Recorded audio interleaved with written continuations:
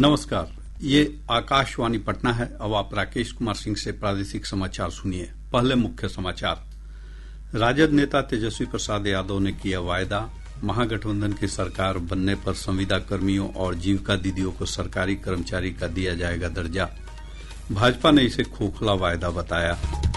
महागठबंधन में तालमेल नहीं होने के कारण 12 विधानसभा क्षेत्रों में घटक दलों के प्रत्याशी एक दूसरे के खिलाफ चुनाव मैदान में। चुनाव प्रचार अभियान हुआ तेज। जदयू अध्यक्ष और मुख्यमंत्री नीतीश कुमार ने गोपालगंज और सिवान में चुनावी सभाओं को किया संबोधित। राजद, कांग्रेस और वामपंथी दलों के नेताओं समेत महागठबंधन के विभिन्न घटक दलों के नेता अपने अपने उम्मीदवारों के समर्थन में कर रहे हैं चुनावी सभाएं। और गलत जाति प्रमाण पत्र देने के कारण मोहनिया सुरक्षित विधानसभा क्षेत्र से राजद उम्मीदवार श्वेता सुमन का नामांकन पर्चा रद्द। अब समाचार विस्तार से। राजद के वरिष्ठ नेता तेजस्वी प्रसाद यादव ने कहा है कि महागठबंधन की सरकार बनने पर संविदा कर्मियों और जीविका दीदियों को सरकारी कर्मचारी का दर्जा दिया जाएगा। आज पटना में संवाददाता सम्मेलन में उन्होंने कहा कि जीविका समूह की सीएम दीदियों को भी अस्थायी दर्जा दिया जाएगा और उनका वेतन 10,000 रूपये से बढ़ाकर 30,000 रूपये कर दिया जाएगा। साथ ही जीविका दीदी के सभी कैडर का 5 लाख रूपये तक का बीमा करवाया जाएगा। श्री यादव ने हर घर सरकारी नौकरी के वायदे को भी दोहराया। प्रदेश में कार्यरत सभी संविदा कर्मियों को स्थायी किया जाएगा। जितनी जीविका सीएम दीदियां हैं यानी कम्युनिटी मोबिलाइजर्स हैं, उन सभी सीएम दीदियों को स्थायी कर उन्हें सरकारी कर्मचारी का दर्जा देकर उनके वेतन को 30,000 प्रति माह हमारी सरकार बनने पर उन जीविका सीएम दीदियों को दिया जाएगा। जीविका समूह की दीदियों द्वारा लिए गए लोन के सूद को माफ करा जाएगा। जीविका समूह की दीदियों को 2 वर्ष तक ब्याज मुक्त ऋण दिया जाएगा। भारतीय जनता पार्टी ने राजद नेता तेजस्वी प्रसाद यादव की घोषणाओं पर पलटवार करते हुए कहा है कि नौकरी के नाम पर जमीन लेने वाले लोग आज नौकरी देने की बात करते हैं। पार्टी प्रवक्ता सुधांशु त्रिवेदी ने नई दिल्ली में कहा कि बिहार के लोग अब जागरूक हैं और इस तरह के झूठे वायदों के झांसे में नहीं आएंगे। तेजस्वी जी, बिहार की जनता के साथ मजाक करना बंद करिए। आपका गठबंधन और गठबंधन की सियासत अपने आप में मजाक बन चुकी है। बिहार बहुत प्रबुद्ध, राजनीतिक दृष्टि से बहुत जागरूक लोगों का प्रदेश है। ये भगवान बुद्ध का प्रदेश है। इसे बुद्धू बनाने का प्रयास मत करिए। इधर पार्टी के वरिष्ठ नेता और उप मुख्यमंत्री सम्राट चौधरी ने कहा कि तेजस्वी प्रसाद यादव की घोषणाएं सिर्फ भ्रम फैलाने के लिए हैं। आज पटना में संवाददाताओं से बातचीत में उन्होंने कहा कि राजद ने अपने शासनकाल में 1 लाख लोगों को भी नौकरी नहीं दिया। पहले कहा कि 2,70,00,000 लोगों को सरकारी नौकरी देंगे। आज जिस बात की चर्चा वो कर रहे हैं, 15 साल तक उनके पिताजी माताजी ने बिहार को लूटा। बिहार की जनता देखी है, पूरे परिवार ने 1 लाख लोगों को भी सरकारी नौकरी नहीं दी। ये पूरा बिहार जानता है। ये लोग गप मारने वाले लोग हैं और ये लोग सिर्फ सपना दिखा सकते हैं। चुनाव के समय याद होता है, चुनाव के बाद याद नहीं रहता। जदयू ने तेजस्वी प्रसाद यादव की घोषणाओं पर अपनी प्रतिक्रिया में कहा कि जो वायदे वे अब कर रहे हैं उसे नीतीश के नेतृत्व वाली सरकार पूरा कर चुकी है। पार्टी के वरिष्ठ नेता केसी त्यागी ने कहा कि नीतीश कुमार के नेतृत्व वाली सरकार ने हर क्षेत्र में अपने कामों से देश को एक नई दिशा दिखाई है।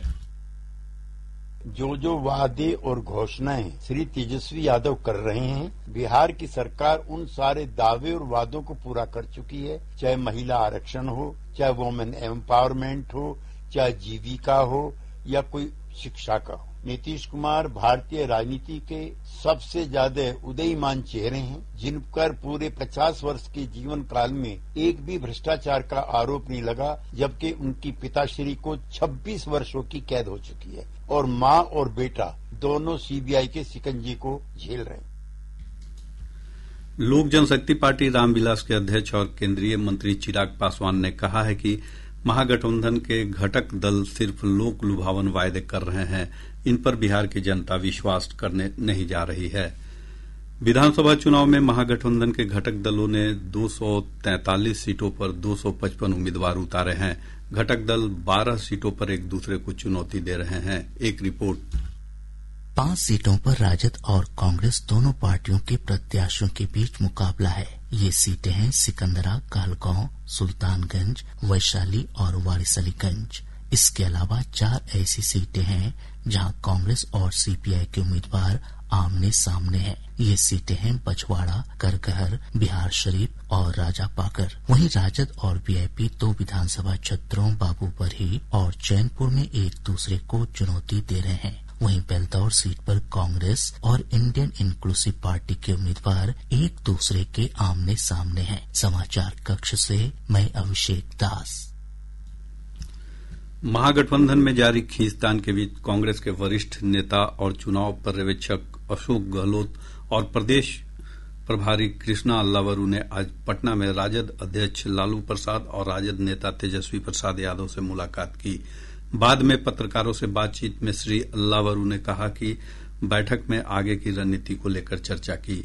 उन्होंने कहा कि कल महागठबंधन के प्रेस कॉन्फ्रेंस में सभी विषयों पर जानकारी साझा की जाएगी। बातचीत ये हुई कि आगे की रणनीति क्या होनी चाहिए और आगे बिहार में सरकार बना के बिहार की जनता के लिए काम कैसे करें, ये बातें हुई। जो भी बातें हुई आगे कैसे बढ़ना है, रणनीति के तहत आगे बढ़ने का फैसला हुआ है। पत्रकारों से बातचीत में श्री गहलोत ने कहा कि महागठबंधन में सब कुछ ठीक है। एक बड़े गठबंधन के अंदर कुछ सीटों पर फ्रेंडली फाइट की स्थिति बनती है तो यह कोई आश्चर्य की बात नहीं है। 243 सीटें हैं यहाँ पर, 243 सीटें हैं। इतने बड़े महागठबंधन में 5-10 सीटों पर विवाद होना कोई नई बात नहीं है। किसी भी प्रदेश में अगर अलायंस होगा तो हो सकता है कुछ सीटों पर आप पर ना इत्तेफाकी हो। तमाम काम बहुत स्मूथली चल रहे हैं। आपको खुद को महसूस होगा 1-2 दिन के अंदर जो भी कंफ्यूजन है तमाम सब स्पष्ट हो जाएंगे। लोक जनशक्ति पार्टी रामविलास के अध्यक्ष और केंद्रीय मंत्री चिराग पासवान ने कहा है कि महागठबंधन में जब नाजुक स्थिति उत्पन्न हो गई है तब कांग्रेस के वरिष्ठ चुनाव पर्यवेक्षक अशोक गहलोत हालात को काबू करने की कोशिश में जुटे हैं। पटना में संवाददाताओं से बातचीत में श्री पासवान ने कहा कि इससे पता चलता है कि पार्टी चुनाव को लेकर कितनी गंभीर है। पहले तो मुझे खुशी है इस बात की कि कम से कम कोई तो आया वहां से, कोई सूझबूझ वाला, कोई सीरियस व्यक्ति। मैं अशोक जी का व्यक्तिगत तौर पे बहुत सम्मान करता हूं, बट उनको बहुत देर से याद आया कि उनको चुनाव प्रभारी बनाया गया। भाई, प्रभारी की भूमिका उस दौरान में होती है जब व्यवस्था स्थापित की जा रही होती है, जब सीटों का बंटवारा होता है, चयन हो रहा होता है, प्रत्याशियों का चयन हो रहा होता है। जैसे धर्मेंद्र प्रधान जी ने यहाँ पे कैंप कर, पाटिल साहब ने यहाँ पे कैंप कर, मौर्य जी ने यहाँ पे कैंप कर किया। राजद के वरिष्ठ नेता और पूर्व सांसद अनिल सहनी पार्टी प्राथमिक सदस्यता से इस्तीफा देकर भाजपा में शामिल हो गए हैं। श्री सहनी ने राजद के प्रदेश अध्यक्ष मंगनी लाल मंडल को भेजे पत्र में पार्टी में दलितों और अति पिछड़ों की उपेक्षा का आरोप लगाया। प्रादेशिक समाचार आप आकाशवाणी पटना से सुन रहे हैं। ताजा समाचारों के लिए आप हमारे एक्स हैंडल AIR_News_ पटना पर जा सकते हैं। विधानसभा चुनाव को लेकर चुनाव प्रचार अभियान तेज हो गया है। जदयू अध्यक्ष और मुख्यमंत्री नीतीश कुमार ने आज गोपालगंज के हथुआ और सीवान के बरहरिया में चुनावी सभाओं को संबोधित किया।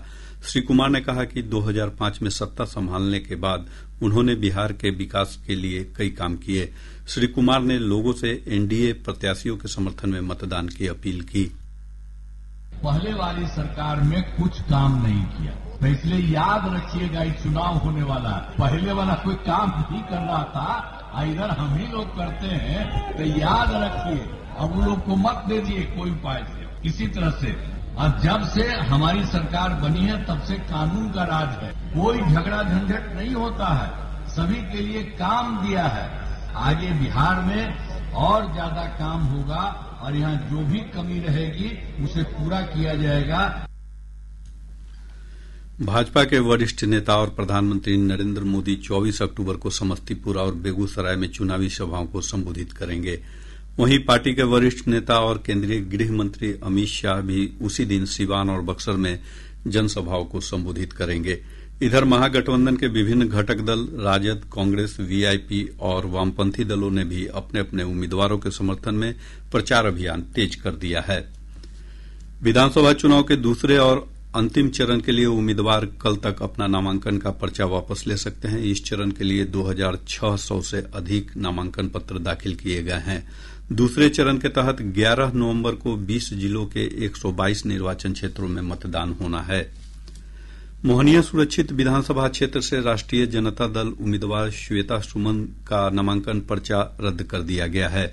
उन पर गलत जाति प्रमाण पत्र के आधार पर आरक्षण का लाभ लेने का आरोप है। पत्रकारों से बातचीत में श्वेता सुमन ने अपने साथ भेदभाव करने का आरोप लगाया। अन्याय हुआ है। गीता पासी के सेम केस है, वो यूपी की है, उनका भी सर्टिफिकेट, उनका भी जाति प्रमाण पत्र लगा हुआ था, लेकिन उनका हो गया, लेकिन मेरा नहीं हुआ। क्यों? क्योंकि भाजपा को और उनके उम्मीदवार को मुझसे डर है, मेरे पार्टी से डर है और राष्ट्रीय जनता दल की सरकार आने से डर है, इसलिए वो अन्याय कर रहा है। व्यक्ति को चुनाव लड़ने नहीं दिया जा रहा है। लोकतंत्र में उसको ये अधिकार नहीं है। जब उनकी सरकार आएगी पूरी तरीके से, तो वो क्या करने वाले। गौरतलब है कि इससे पहले भी पूर्वी चंपारण जिले के सुगौली विधानसभा क्षेत्र से वीआईपी उम्मीदवार शशि भूषण सिंह का नामांकन पत्र रद्द कर दिया गया था। महागठबंधन के 2 उम्मीदवारों के नामांकन पर्चा रद्द हो चुके हैं।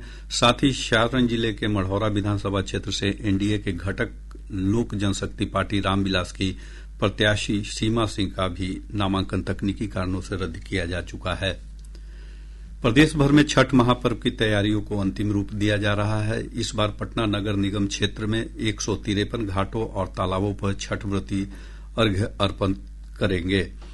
नगर आयुक्त यशपाल मीणा ने बताया कि घाटों तक अप्रोच रोड बनाए जा रहे हैं और बांस बल्लों से बैरिकेडिंग की जा रही है। जिला मुख्यालयों से हमारे संवाददाताओं ने बताया कि प्रशासन के स्तर पर छठ घाटों की तैयारियों को लेकर तेजी से काम चल रहा है। पूर्व मध्य रेल के अधिकार क्षेत्र से त्योहारी सीजन में 1800 से अधिक रेलगाड़ियों का परिचालन किया जा रहा है। मुख्य जनसंपर्क अधिकारी सरस्वती चंद्र ने बताया कि यात्रियों की सुविधा और सुरक्षा के लिए भी रेलवे ने विशेष प्रबंध किए हैं। ईसीआर की तरफ से छठ पर्व के लिए यात्रियों को बिहार में लाने के लिए 1800 से ज्यादा स्पेशल ट्रेनें ईसीआर ओन्ड रेक से चलाई गई हैं। इसके अलावा हजारों ट्रेनें जो दूसरे जोन के द्वारा है वो चलाई गई हैं बिहार के लिए।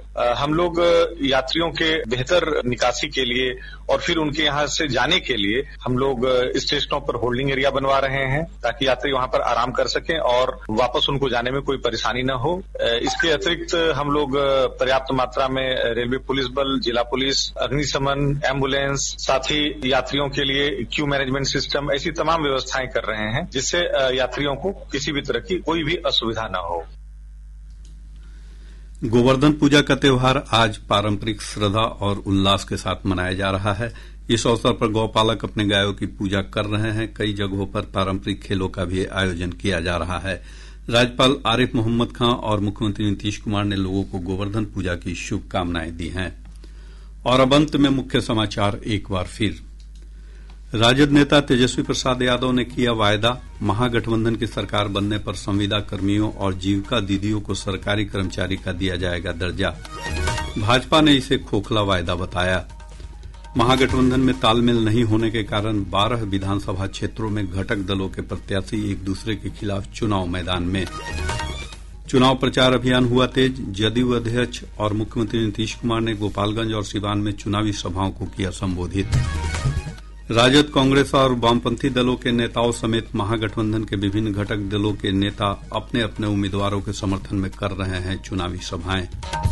और गलत जाति प्रमाण पत्र देने के कारण मोहनिया सुरक्षित विधानसभा क्षेत्र से राजद उम्मीदवार श्वेता सुमन का नामांकन पर्चा रद्द। इसके साथ ही आकाशवाणी पटना से प्रसारित प्रादेशिक समाचार का ये अंक समाप्त हुआ।